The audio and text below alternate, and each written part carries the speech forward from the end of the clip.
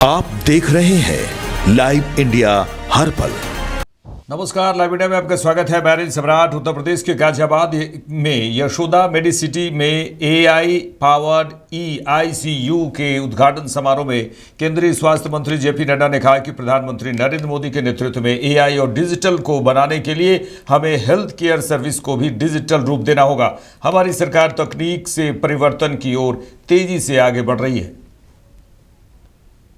प्रधानमंत्री मोदी जी के visionary leadership में इस बात का प्रयास किया कि हम आर्टिफिशियल इंटेलिजेंस और डिजिटल इंडिया को अगर बनाना है तो हेल्थ केयर सर्विसेज को भी डिजिटली जोड़ना पड़ेगा। और इसीलिए 2017 के हमारे जो हेल्थ पॉलिसी आई उसमें हमने कमिटमेंट किया कि हम हेल्थ केयर इंफ्रास्ट्रक्चर को और उसके आउटकम्स को इंप्रूव करने के लिए डिजिटल इंडिया की दृष्टि से डिजिटल हेल्थ केयर फैसिलिटीज को हम जोड़ेंगे और टेक्नोलॉजी के माध्यम से उसको हम ड्राइविंग फोर्स बनाएंगे और टेक्नोलॉजी से हम ट्रांसफॉर्मेशन की ओर ले जाएंगे। इस बात का हमने प्रयास किया। आज हम यह भी कह सकते हैं कि डिजिटली हेल्थ केयर इकोसिस्टम को क्रिएट करने का एक बहुत बड़ी पहल भारत की सरकार ने की है। निश्चित रूप से ये टर्शरी हेल्थ केयर सेंटर है। यहां टर्शरी की दृष्टि से high quality delivery, health care delivery का ये एक अनूठा व्यवस्था है और एक अनुपम व्यवस्था है जो यहां पर खड़ी की गई है। मुंबई में वायरल वीडियो में एक प्राइवेट बैंक्वेट हॉल के वॉशरूम के बाहर जेंडर साइन बोर्ड के तौर पर छत्रपति शिवाजी महाराज और महारानी पद्मिनी की तस्वीरों का इस्तेमाल होने पर शिवसेना यूबीटी नेता आदित्य ठाकरे ने इस पर प्रतिक्रिया दी है। उन्होंने कहा है कि यह बहुत दुर्भाग्यपूर्ण है और मुझे उम्मीद है कि बीजेपी का बुलडोजर वहां जाएगा और उसे पूरे रिजॉर्ट को पूरी तरह से ध्वस्त कर देगा। Yes, it is very unfortunate and I hope that the BJP's bulldozer even goes there and demolishes that entire resort to the bottom completely. Yes, it is very unfortunate and I hope that the BJP's bulldozer even goes there and demolishes that entire resort to the bottom completely. Yes, it is very unfortunate and I hope that the BJP's bulldozer even goes there and demolishes that entire resort to the bottom completely. Yes, it is very unfortunate and I hope that the BJP's bulldozer even goes there and demolishes. Mumbai में छत्रपति शिवाजी महाराज और रानी पद्मिनी की तस्वीरों का इस्तेमाल washroom sign के तौर पर करने के वायरल वीडियो पर एआईएमआईएम नेता वारिस पठान ने कहा कि छत्रपति शिवाजी महाराज बहुत बड़ी शख्सियत थे। इस तरह से उनकी तस्वीर कहीं लगा देने से कई लोगों को ठेस पहुंचती है। ऐसा किसी को भी नहीं करना चाहिए। इस तरह से अपमान करने की किसने इजाजत दी?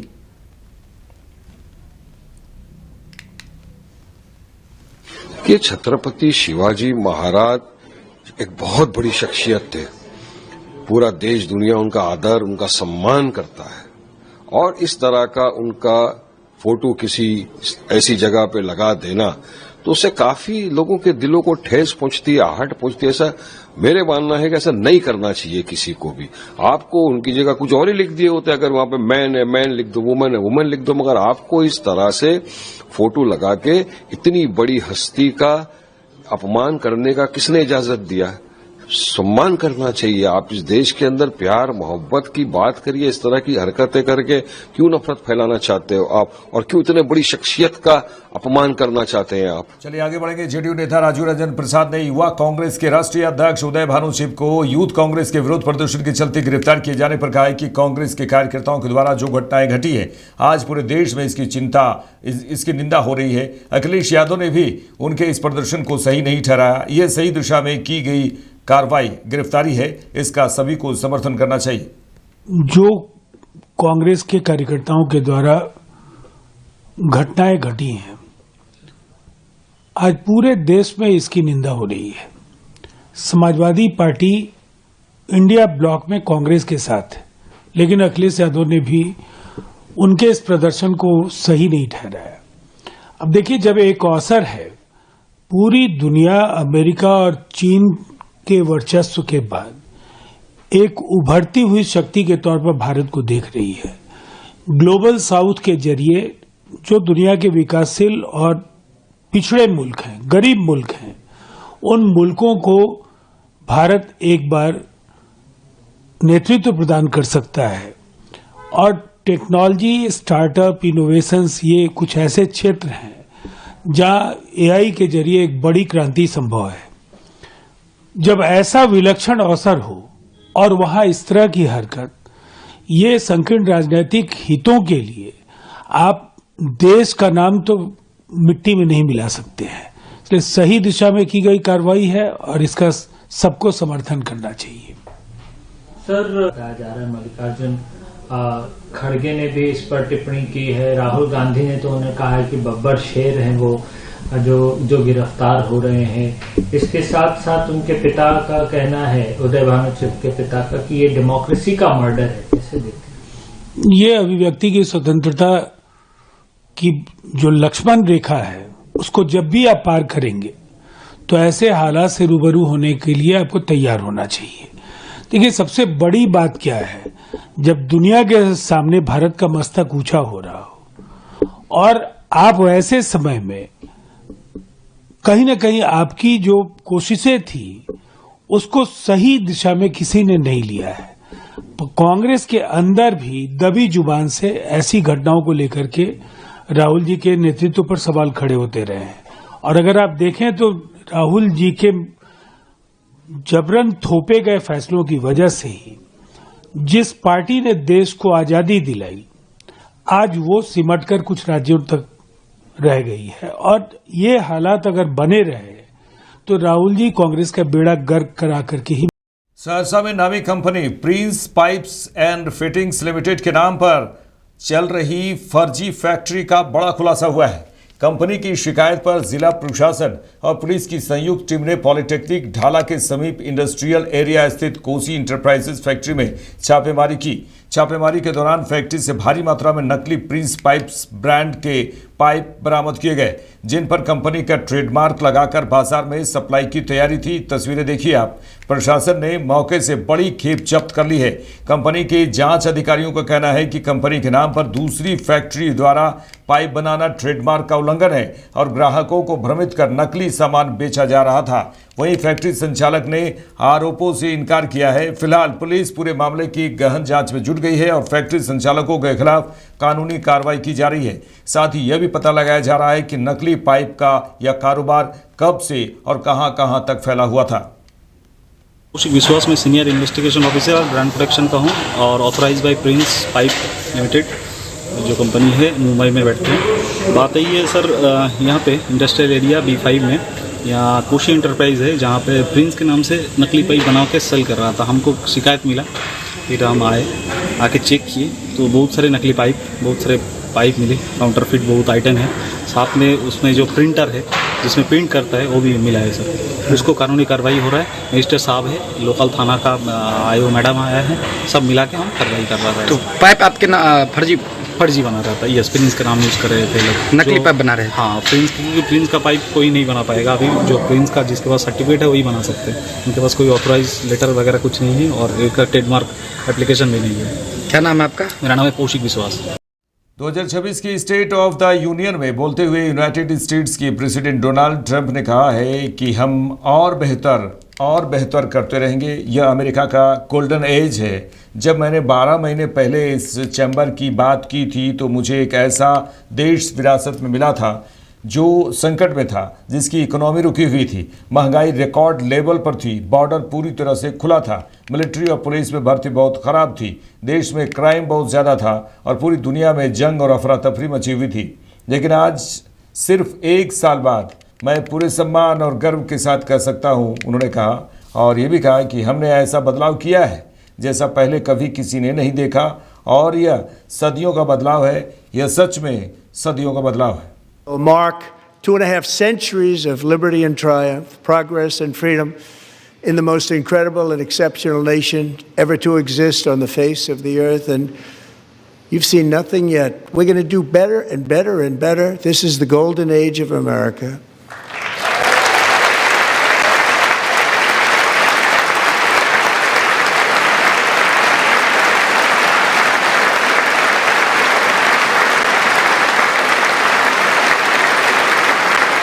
When I last spoke in this chamber 12 months ago, I had just inherited a nation in crisis with a stagnant economy, inflation at record levels, a wide open border, horrendous recruitment for military and police, rampant crime at home, and wars and chaos all over the world. But tonight, after just 1 year, I can say with dignity and pride that we have achieved a transformation like no one has ever seen before, and a turnaround for the ages. It is indeed a turnaround for the ages.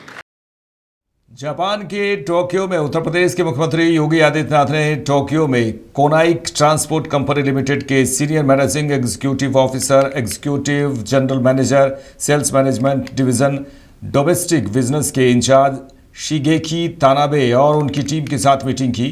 Uttar Pradesh के मुख्यमंत्री योगी आदित्यनाथ ने इस दौरान कहा कि आज उत्तर प्रदेश में धार्मिक पर्यटन को आगे बढ़ाने के लिए प्रधानमंत्री नरेंद्र मोदी के नेतृत्व में रामायण सर्किट के साथ साथ बौद्ध सर्किट के कार्यक्रमों को हमारी सरकारें आगे बढ़ाने का काम कर रही हैं। भारत और जापान के बीच अनेक मुद्दों पर एक दूसरे के सहयोग के कार्यक्रम आगे बढ़े हैं। उन्होंने कहा कि मैं जब उत्तर प्रदेश की बात करूं तो भारत की आबादी का सबसे बड़ा राज्य उत्तर प्रदेश है, जहां जितनी बड़ी आबादी है तो उतनी ही बड़ी चुनौतियां हैं, और जितनी बड़ी चुनौतियां हैं उतनी बड़ी संभावनाएं।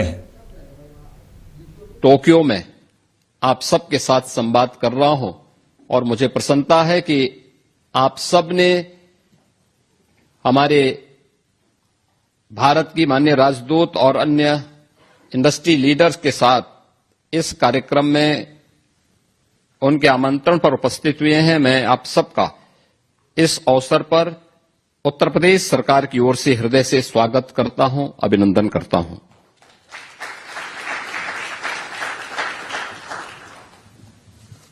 मित्रों, आप सब जानते हैं कि उत्तर प्रदेश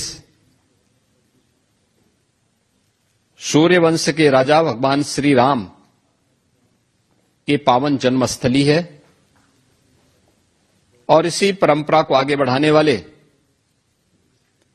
भगवान बुद्ध की भी पावन धरा उत्तर प्रदेश है। भगवान बुद्ध से जुड़े हुए दुनिया के अंदर सर्वाधिक महत्वपूर्ण स्थल उत्तर प्रदेश में ही स्थित है। उनका जो राज्य था कपिलवस्तु, वह उत्तर प्रदेश में है। उन्होंने प्रथम उपदेश जिस पावन धरा पर दिया था वह सारनाथ उत्तर प्रदेश में है। महात्मा बुद्ध ने सर्वाधिक चातुर्मास जिस धरती पर व्यतीत किए थे वह श्रावस्ती उत्तर प्रदेश में है। भगवान बुद्ध ने अपना अंतिम महापरिनिर्वाण जिस धरा पर किया था वह कुशीनगर भी उत्तर प्रदेश में है। इसके अलावा कौशाम्बी, संकिसा और इस प्रकार के अनेक महत्वपूर्ण स्थल जो भगवान बुद्ध से जुड़े हुए हैं यह उत्तर प्रदेश में है।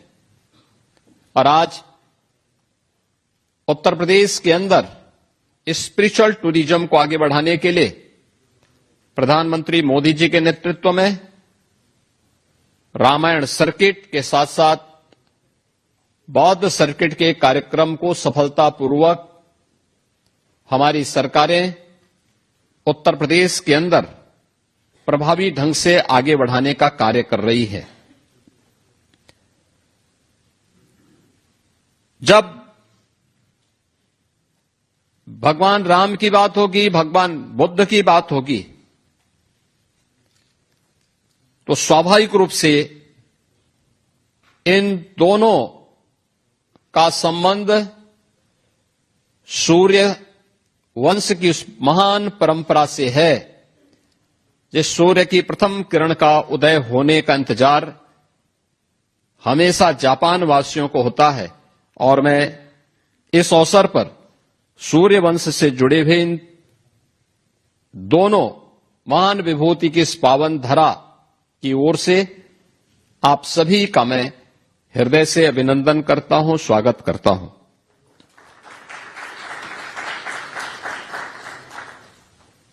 मुझे प्रसन्नता है कि भारत के यशस्वी प्रधानमंत्री श्री नरेंद्र मोदी जी के गत वर्ष की यात्रा के उपरांत भारत और जापान के बीच में अनेक मुद्दों पर एक दूसरे के सहयोग के कार्यक्रम आगे बढ़े हैं। और उत्तर प्रदेश की जब मैं बात करता हूं तो भारत की आबादी का सबसे बड़ा राज्य उत्तर प्रदेश है। भारत की आबादी का 25 करोड़ की आबादी अकेले उत्तर प्रदेश में निवास करती है। जितनी बड़ी आबादी है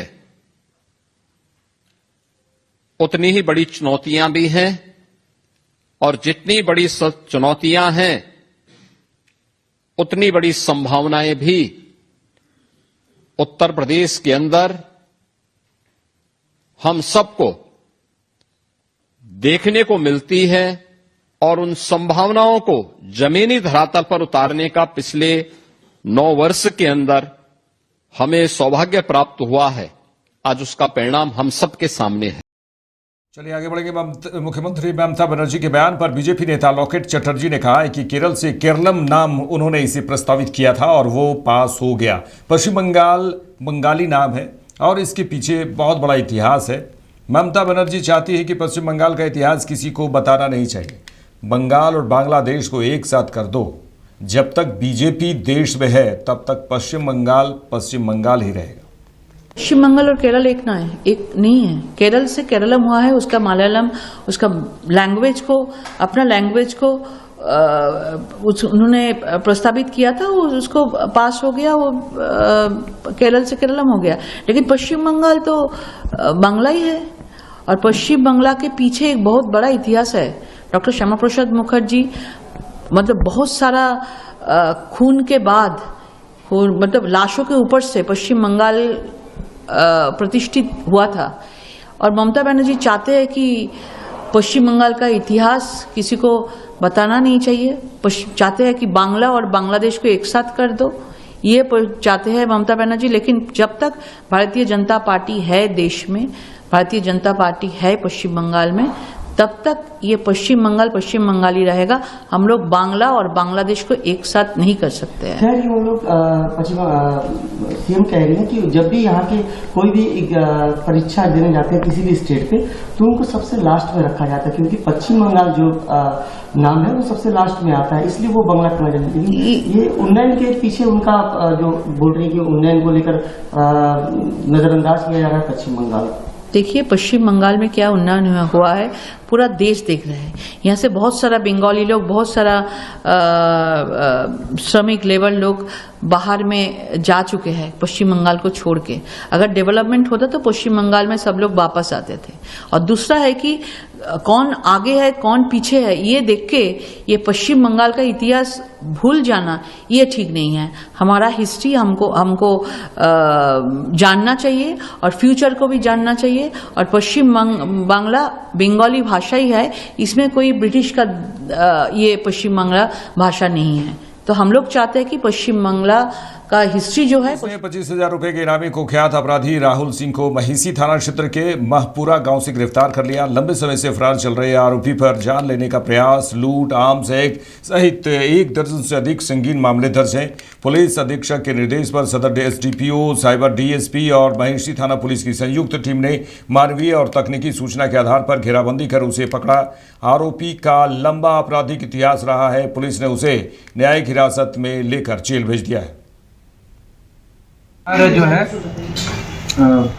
वांछित अभियुक्तों के खिलाफ हम लोग कार्रवाई कर रहे हैं। तो इसी क्रम में हम लोग 25,000 का एक इनामी अभियुक्त राहुल कुमार सिंह को हम लोगों ने गिरफ्तार किया है।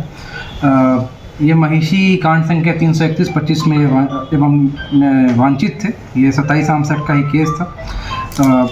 इसमें जिला सूचना इकाई एवं महिषी थाना पुलिस का ज्वाइंट ऑपरेशन किया गया था इसी के संदर्भ में इन्हें गिरफ्तार किया गया। जो वांछित अभियुक्त राहुल सिंह का लंबा आपराधिक इतिहास रहा है। अभी तक हम लोगों ने इनका 15 आपराधिक इतिहास सहरसा जिला में ही हम लोगों ने निकाला है, जिसमें लूट से लेकर के मद्य निषेध जैसे कांड इन पे दर्ज है। तो ये एक अच्छा मैसेज जाएगा इसको लेकर के। अन्य भी हम लोग इनाम घोषित लगातार कर रहे हैं और इनामी अपराधियों को भी हम लोग गिरफ्तार करने का काम कर रहे हैं। तो इसके लिए जो टीम थी उसको हम लोग जो है रिवॉर्ड भी देंगे। धन्यवाद। खबर बेतिया जिले से है। बेतिया जिले की भारत नेपाल सीमा पर 34 किलो 500 ग्राम चरस के साथ 2 तस्कर गिरफ्तार किए गए हैं और इसकी चरस की कीमत जो है 87 लाख रुपए बताया जा रहा है। भारत इंडो नेपाल सीमा क्षेत्र में एसएसबी और सिकटा थाना पुलिस की संयुक्त कार्रवाई में 34 किलो 500 ग्राम चरस के साथ 2 तस्करों को गिरफ्तार किया गया। यह कार्रवाई सिकटा थाना क्षेत्र के शिकारपुर शेरवा टोला के समीप की है। अपर थानाध्यक्ष निधि कुमारी ने बताया कि एसएसबी और पुलिस को गुप्त सूचना मिली थी कि नेपाल से भारी मात्रा में चरस लेकर 2 व्यक्ति बाइक से सिकटा की ओर जाने वाले हैं। सूचना के आधार पर शिकारपुर शेरवा टोला के पास जवानों की तैनाती की गई। इसी दौरान एक बाइक पर सवार 2 संदिग्ध व्यक्तियों को रोककर तलाशी ली गई। तलाशी के क्रम में बाइक पर लदे बैग से 24 पैकेट में रखे गए 34 किलो 500 ग्राम चरस बरामद किया गया है। दोनों आरोपियों को न्यायिक हिरासत में लेकर जेल भेज दिया गया है। 10 बजे गुप्त सूचना मिली कि एसएसबी के द्वारा कि कुछ तस्कर अवैध मादक पदार्थ लेके नेपाल के रास्ते कहीं जाने वाले हैं, शिकारपुर की तरफ जाने वाले हैं। इसकी सूचना वरीय पदाधिकारी को देते हुए उनके निर्देश के आलोक में एक अपने थाना सिकटा थाना से टीम का गठन कर एसएसबी के साथ शिकारपुर मोड़ के पास नाकाबंदी टीम का गठन कर हम लोग छापामारी के लिए। कितना आदमी का अरेस्टिंग हुआ है इसमें 2 आदमी का अरेस्टिंग हुआ है। पहचान हुई है उसकी? हाँ, उसकी पहचान हुई है। उस एक बेहरा का रहने वाले हैं और एक बेहरी का रहने वाले हैं। टोटल ये कितना केजी था? टोटल 34 केजी 375 ग्राम, जिसका अंतर्राष्ट्रीय प्राइस 87.5 लाख लगभग बताई जा रही है। हाँ, लगभग बताई जा रही है। नाम आपका? मेरा नाम कुआनी निधि कुमारी, अभी सिकटा थाना में पदस्थापित हूँ। मेरे साथ इस बुलेटिन में इतना ही। देश दुनिया की तमाम खबरों के लिए देखते रहिए लाइव इंडिया। नमस्कार।